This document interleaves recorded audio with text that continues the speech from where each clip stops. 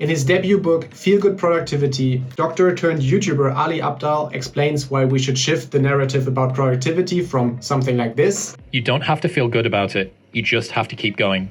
The feeling will pass, but you will remain. Going to bed late and waking up early to work for a few days won't kill you. You're not going to burn out, you're doing what it takes. Nailed it. To something more like this. And I'm the author of the brand new book, Feel Good Productivity, which is all about how to be more productive in a way that actually feels good. But it's not about time management, it's not about extra to-do lists, and it's not about working harder. What it's about is really that the secret to productivity is joy. On roughly 270 pages, Ali is explaining how success doesn't lead to feeling good, but instead how feeling good leads to success. I've read the entire book and there are some things that I like and others that I don't like that much. So stay until the end to hear who I would recommend this book to and who I think would waste their time reading it. If you have clicked on this video, I guess you know roughly who Ali Abdaal is, but just in quick, he's a doctor who turned YouTuber and now he has established himself to be an expert about the whole topic of productivity. He has a big YouTube channel with over 6 million subscribers and over 1,000 videos, but he also has a podcast that is called Dive Deep, where he interviews certain experts about the topic of productivity. I really like to watch his videos because he comes across as very honest and trustworthy. He's very laid back and very positive. But what I really like is that he really understands who his audience is and what they want from him. Because, for example, in all his podcasts, he always asks the experts that he's interviewing about specific steps that his audience can then follow in order to get where they want to be. We'd love to talk more about the book in a sec, but I guess one kind of final strand I wanted to go down was, let's say I'm in that position where I've got my day job and I like the idea of being a coach on the side to make a bit of money and potentially quit my job one day. What would be the next action steps, and would you recommend this as a path to go down? He has a very low entry barrier to his content. It's very easy to digest, very well structured. And I think the overall positive vibe really creates a lot of motivation for his audience. And of course, because he has interviewed so many experts in that field and he has uploaded over 1,000 videos about topics of productivity, now in his first book, the expectations are of course quite big to see what he has distilled from his knowledge into this first book. But of course, it's also his debut book. It's the first time that he published something like that, so that should be taken into consideration as well.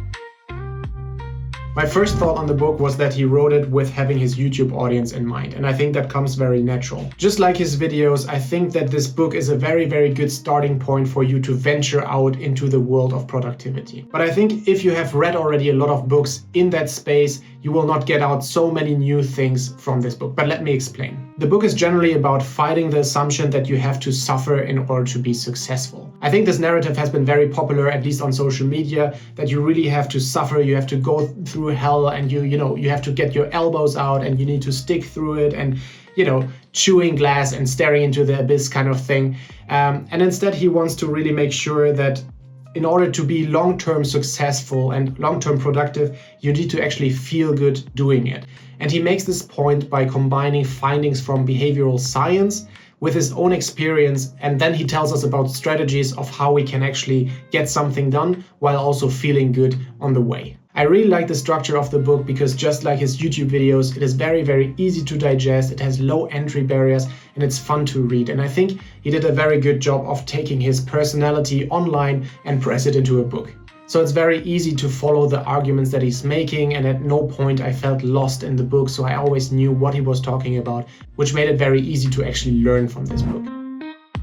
He made the decision to split the book into 3 phases. The first is the energizing phase, the second the unblocking phase, and third the sustaining phase. So generally the first phase, the energizing phase, is all about to build up your motivation and energy in order to get started. And then the second phase, the unblocking phase, is just about reducing the friction and the fear that you might have to actually get started. And then the third part is all about sustaining the feeling of feeling good while getting somewhere and how to be productive over a long-term period.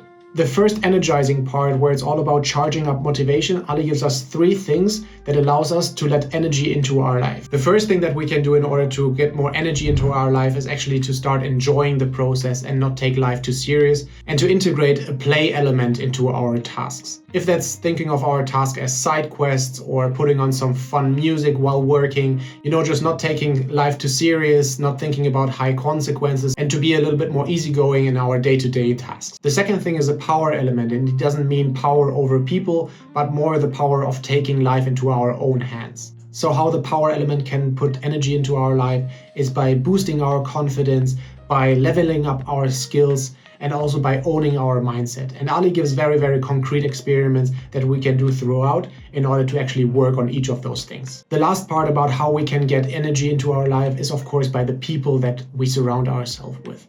And here it's all about how we can become a team player, how we can create meaningful connections with other people, and how we can communicate better with each other. In the second chapter, where it's all about unblocking and identifying what is holding us back, Ali gives us very concrete steps on how we can seek clarity, build up the courage to get started, and then actually get started and do the first step towards a certain goal.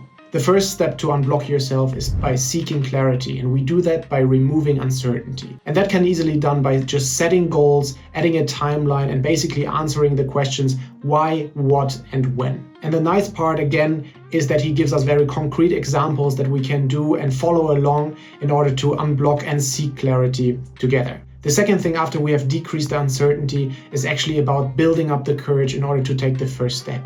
And we do that by just identifying and labeling fears that we might have and that we might have not even been aware of. And then the second step is just to reduce those fears and actually overcome those fears in order to take the first step. And the last part of the unblocking chapter I really enjoyed because it was just about getting started and do something. In general, it's very easy to continue doing nothing when you have done nothing before. But at the same time, it's also very easy to continue working when you actually have taken a first small step into that direction. In the third and last part of the book, it's all about how you can sustain your feel-good productivity throughout a longer period of time. Here, Ali writes about how we can conserve our motivation and energy by avoiding burnouts, by doing less, by resist distractions, and also by doing more breaks. He also talks about the importance of recharging and how creative hobbies or being in nature can actually help us to do that. The last thing that he writes about in the book is how the reader can align what they are trying to achieve and what kind of experiments can get the reader closer to that. What I really like about the structure of the book is that he starts off by explaining what we can do in order to charge up our motivation and to increase our energy levels in order to just start with something. Then once we have found that energy, he kind of tells us what experiments we can do in order to unblock ourselves and to increase the amount of certainty that we want to do, how to create goals and how to build up the courage and how to actually do the first step. And then once the first step has been done and you actually manage to get closer to the goal that you're working towards, he also talks about how we can stay in it over a long period of time by, conserving our energy and also recharge. What I like most about the book is that Ali is actually sharing a lot of personal stories and a lot of his own experiences, which makes it very fun and relatable to read. And I think it's also very interesting to see where he draws his inspiration from and like the crazy examples that he gives in the book to actually make good points. There was one example where he got inspired from a Mary Poppins movie, or a very out-of-the-box example of someone selling Burger King sauce, or this one guy, Filet-O-Fish on Reddit, who kind of automated his whole workflow at work. So I think all those examples make it very fun and easy to digest. What I also like about the book, and I think I mentioned that before, is those experiments that you can do throughout the book, which makes it a very hands-on kind of thing and gives you actually steps that you can follow in order to get through the book. Some of the examples are very hands-on and very easy to digest and also come from personal experience, but other experiments are very scientific and maybe less easy to relate to. I think that was, for example, very hands-on is that there is scientific proof that if you have a picture of a landscape or nature, that it actually makes it easier for you to recharge and to retain energy, while other experiments are less hands-on and more scientific and harder to relate to. For example, he was talking how people were working in synchronicity, and I think that was very, very hard to kind of put into actual practice. But there were also some things that I didn't like as much, and the first thing that comes to mind is that for me it wasn't very clear who the reader of this book should be. Because if you're a very ambitious person and you're trying to outcompete the market and you're in a highly competitive landscape, it is very, very hard to kind of have this feel-good productivity embedded into your life. Because in some situations you just need to hustle in order to stay in front. So for me, it's like not everyone is able to embrace this feel-good productivity depending on how big their goals are. And I think that this hasn't been worked out in the book to the detail that I think it should have been. And as much as I like the second chapter of the book, which was all about unblocking, as I said before, I really was struggling with the first part, the energizing part, because there some of the insights were a little bit vague and not really thought through in my opinion. An example could be that he writes about, how we can get energized by, slipping into certain play characters or see life as like an adventure or a side quest. And I just didn't really connect with that. And I think it was also not very clear on how that I could actually help. And I also couldn't really relate with this part on how you can make repetitive tasks at work fun by, adding some fun music or like a theme song or whatever. I think that it was just, very scratching the surface and not very hands-on or actually helpful. The final point that I didn't like as much was that I was expecting a little bit more coming from other experts and seeing like how successful people were using the feel-good productivity technique in order to get ahead. But it was much more Ali telling about his personal experience, which I said I really liked, and also getting scientific proof. But there were not that many insights that he gathered, maybe from, learning from other people through his podcast or something, which I would have appreciated a bit.